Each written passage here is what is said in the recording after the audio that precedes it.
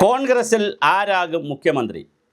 കരുണാകരൻ ഉണ്ടായിരുന്നപ്പോൾ അങ്ങനെ ഒരു ചോദ്യമില്ല, കരുണാകരൻ തന്നെയാകും.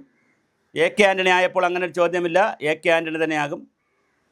ഉമ്മൻചാണ്ടി ഉണ്ടായിരുന്നപ്പോഴും അങ്ങനെ ഒരു ചോദ്യം വന്നിട്ടില്ലായിരുന്നു, ഉമ്മൻചാണ്ടി തന്നെ ആകുമായിരുന്നു. പക്ഷേ ഇപ്പോൾ 3 നേതാക്കളുണ്ട്.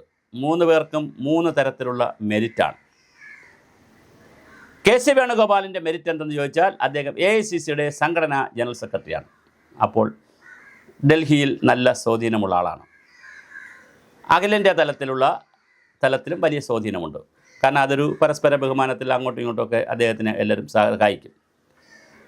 മുഗൾ വാസിനിക്കും അജയ് മാക്കാനുമാണ് ഡൽഹിയിൽ നിന്ന് വരുന്ന 2 നേതാക്കൾ. അപ്പോൾ ആ 2 നേതാക്കളും MLA-മാരെ ഒറ്റയ്ക്കും കൂട്ടായും കണ്ട് ആണ് 62 MLA-മാർ ജയിച്ചിട്ടുണ്ട് കോൺഗ്രസ്സിൽ. അവരെ കൂട്ടായും ഒറ്റയ്ക്കുമൊക്കെ കണ്ടിട്ടാണ് ഇത് തീരുമാനമെടുക്കുന്നത്. ദീപാദാസ് മുൻഷിയുണ്ട് കേരളത്തിൽ, അവർക്കായിരുന്നു കേരളത്തിൻ്റെ ചുമതല. അപ്പോൾ അവരുണ്ട് കേരളത്തിൽ. അപ്പോൾ ഈ 3 പേരുടെ വാക്കുകൾക്കും വലിയ വില കൽപ്പിക്കും. അപ്പോൾ കാരണം ഈ മുഗൾ വാസിനിക്കായാലും അജയ് മാക്കാനായാലും ദീപാദാസ് മുൻഷിയുടെ വാക്കുകൾക്ക് മല്ലികാർജ്ജുന ഖാർഗെയും രാഹുൽ ഗാന്ധിയും സോണിയാഗാന്ധിയും പ്രിയങ്ക ഗാന്ധിയും ഒക്കെ വലിയ വില കൽപ്പിക്കും. കെ.സി. വേണുഗോപാലിൻ്റെ മറ്റൊരു അഡ്വാൻറ്റേജ്, ജയിച്ചിരിക്കുന്ന MLA-മാരിൽ ഭൂരിപക്ഷ MLA-മാരും KSയുടെ ആശ്രിത വത്സലന്മാരോ പഴയ A ഗ്രൂപ്പോ ആരാണ്. പഴയ A ഗ്രൂപ്പിൻ്റെ ഏറ്റവും വലിയൊരു പ്രത്യേകത, അവർക്കിപ്പോൾ A ഗ്രൂപ്പ് എന്ന് പറഞ്ഞൊരു ഗ്രൂപ്പില്ല.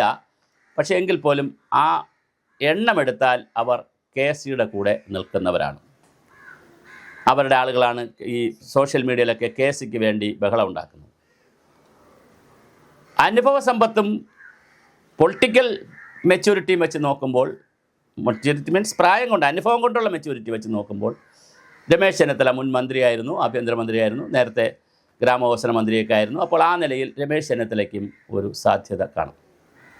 എന്നാൽ ഈ തെരഞ്ഞെടുപ്പ് 40 സീറ്റ് ഉണ്ടായിരുന്ന പ്രതിപക്ഷത്ത് 40 സീറ്റ് വെച്ച് തുടങ്ങി പ്രതിപക്ഷത്തെ 35 സീറ്റിലേക്ക് കൊണ്ടുപോയി 102 സീറ്റ് വരെ പിടിക്കാൻ കഴിഞ്ഞ ഇലക്ഷൻ്റെ ക്യാപ്റ്റനായി തന്നെ മുന്നിൽ നിന്ന് നയിച്ച VD സതീശൻ്റെ ഒരുപാട് നിലപാടുകൾ ഈ തെരഞ്ഞെടുപ്പിനെ സ്വാധീനിച്ചിട്ടുണ്ട്. വിസ്മയം എന്നുള്ള രീതിയിലുള്ള കാര്യങ്ങൾ, വെള്ളാപ്പള്ളിയെ കൈകാര്യം ചെയ്ത രീതി, അത് വെള്ളാപ്പള്ളി ഒന്നും പറഞ്ഞില്ല, അങ്ങനെ മൗനം കൊണ്ട് കൈകാര്യം ചെയ്ത രീതി, സുകുമാരൻ നായരെ കൈകാര്യം ചെയ്ത് PV അൻവറിനെ കൈകാര്യം ചെയ്ത രീതി, 5 ഉപതെരഞ്ഞെടുപ്പിലും ജയിച്ചതിൻ്റെ കാര്യങ്ങൾ, അവിടുത്തെ ഇലക്ഷൻ മാനേജ്മെൻറ്റ് തന്ത്രങ്ങൾ, ഇങ്ങനെ ഒരുപാട് കാര്യങ്ങൾ ചെയ്തതിൻ്റെ നിലപാടുകളുടെ ഒരു രാജകുമാരൻ എന്നൊക്കെ പറഞ്ഞ് വിശേഷിപ്പിക്കുന്ന, പലരും സോഷ്യൽ മീഡിയയിലൊക്കെ വിശേഷിപ്പിക്കുന്ന VD സതീശനും രംഗത്തുണ്ട്.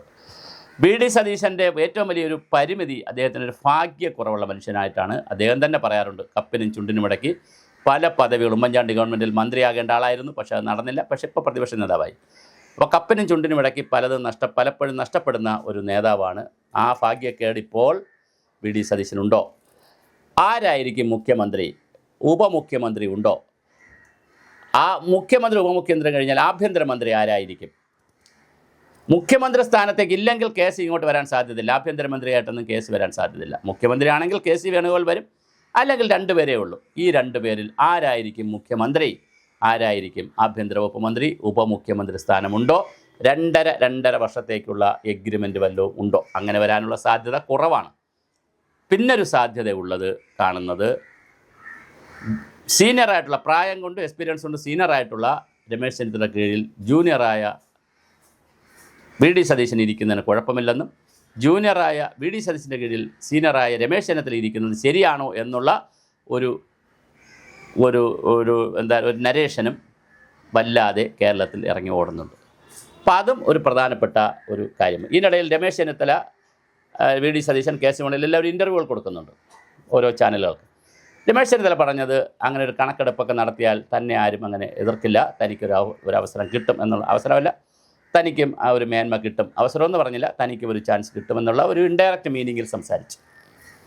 ദീപാദാസ് മുൻഷിയെ ഒഴിവാക്കി MLA-മാരെ ഒറ്റയ്ക്ക് കാണണം എന്നുള്ളതാണ് സതീശൻ്റെ നിലപാട്. അപ്പോൾ അങ്ങനെ ഒറ്റയ്ക്ക് കണ്ടാൽ അവരുടെ മനസാക്ഷി അവർ തുറക്കും. അങ്ങനെയാണെങ്കിൽ VD സതീശൻ്റെ ഒരു അപ്പർ ഹാൻഡ് കിട്ടും എന്നാണ് VD സതീശൻ്റെ ധാരണ. എന്തായാലും ഒരു കാര്യം നമ്മൾ വളരെ വ്യക്തമായി പറയുന്നു, ഐക്യജനാധിപത്യ മുന്നണിയുടെ പ്രവർത്തകരും അനുഭാവികളും മാത്രം വോട്ട് ചെയ്തല്ല നിങ്ങൾ ജയിച്ചിരിക്കുന്നത്. 10-20 സീറ്റുകളിലെങ്കിലും ശക്തമായ കമ്മ്യൂണിസ്റ്റ് വിശ്വാസികൾ, കറകളഞ്ഞ കമ്മ്യൂണിസ്റ്റുകാരും മാർക്സിസ്റ്റുകാരും CPIക്കാരും കമ്മ്യൂണിസ്റ്റ് അനുഭാവികളും വോട്ട് ചെയ്തത് കൂടി കൊണ്ടാണ് നിങ്ങൾക്ക് ഇത്രയും സീറ്റ് കിട്ടിയത്. പയ്യന്നൂരായാലും തളിപ്പറമ്പിലായാലും അതുപോലെ തന്നെ അവിടെ പിന്നെ സന്ദീപ് വാര്യർ മത്സരിച്ച തൃക്കരിപ്പൂരായാലും ഉദുമയിലായാലും മട്ടന്നൂരായാലും അതുപോലെ പിന്നെ ഇവിടെ വരുമ്പോൾ കായംകുളത്തായാലും ആലപ്പുഴ ആയാലും അമ്പലപ്പുഴ ആയാലും വാവനപുരത്തായാലും വളരെ വലിയ തോതിലാണ് കമ്മ്യൂണിസ്റ്റ് പാർട്ടിക്കാരുടെയും ഇടതുപക്ഷക്കാരുടെയും വോട്ട് ഇപ്രാവശ്യം കോൺഗ്രസിന് കിട്ടിയിരിക്കുന്നത്.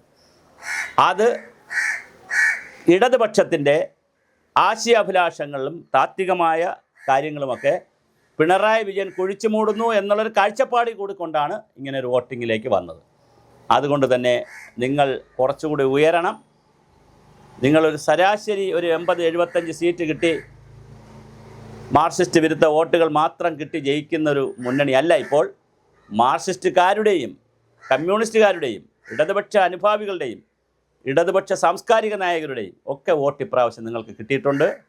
ചരിത്രം അതാണ് പറയുന്നത്, വോട്ടിംഗ് പാറ്റേൺ അതാണ് പറയുന്നത്. അതുകൊണ്ട് വളരെ കൃത്യമായി ഉയർന്ന ജനാധിപത്യത്തിൻ്റെ ഉത്തരവാദിത്വത്തിൽ കഴിയുന്നതും ഈ ആഴ്ച തന്നെ മുഖ്യമന്ത്രിമാരെ തീരുമാനിച്ച് അടുത്ത ആഴ്ച സെൻട്രൽ സ്റ്റേഡിയത്തിൽ മഹാപായസം മേളയോടുകൂടി ലഡു വിതരണത്തോടുകൂടി മുഖ്യമന്ത്രിയും മന്ത്രിമാരും അധികാരം ഏൽക്കണം. അതാണ് കേരളം ആവശ്യപ്പെടുന്നത്.